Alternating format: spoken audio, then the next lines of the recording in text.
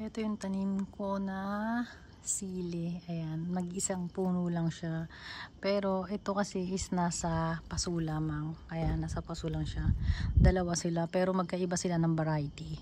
Pinagsama ko sila. Pwede mo naman silang pagsamahin basta't para silang sili. Ito kasi ilang beses na akong harvest nito. Ito yung malalaking sili. Ito naman yung pangsigang na sili, yung maanghang. Ayan, ganyan. So, ang dami-dami niya ng bunga. As in, ang dami niyang bunga. Kasi, habang nagbubunga siya, ginagamit ko talaga siya.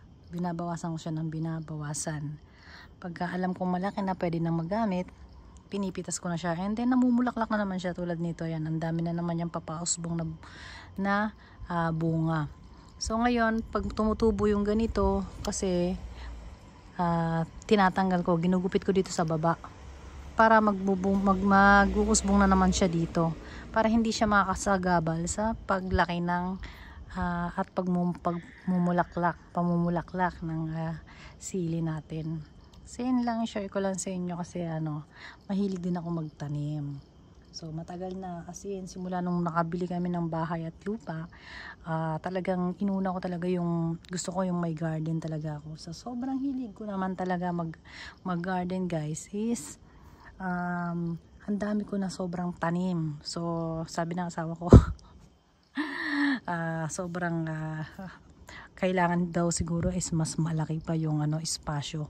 Kaya yung sa likuran ko, yung garden ko, may garden talaga ako, is hindi na nagkakasya yung sa dami ng tanim ko. Pero ayun, sobrang alaga ko nga dahil after ko sa work, pagtas ko mag-work, ayan, nagtatanim ako.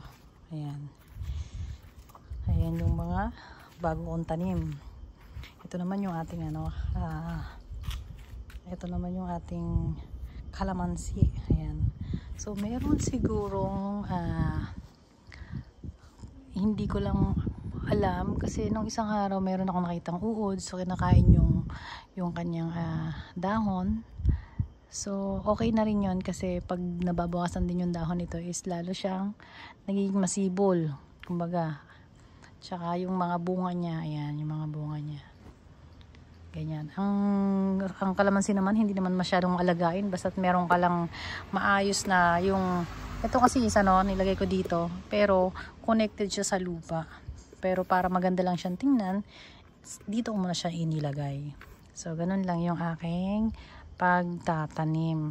Is para siyang bonsai kalamansi, pero lalaki daw ito sobra kapag yung ugat niya is dumiretso na dito sa lupa, kasi ito is may bukas kasi yan sa ilalim so kapag masyadong malusog yung ating kalamansi, for sure lalaki siya ng lalaki.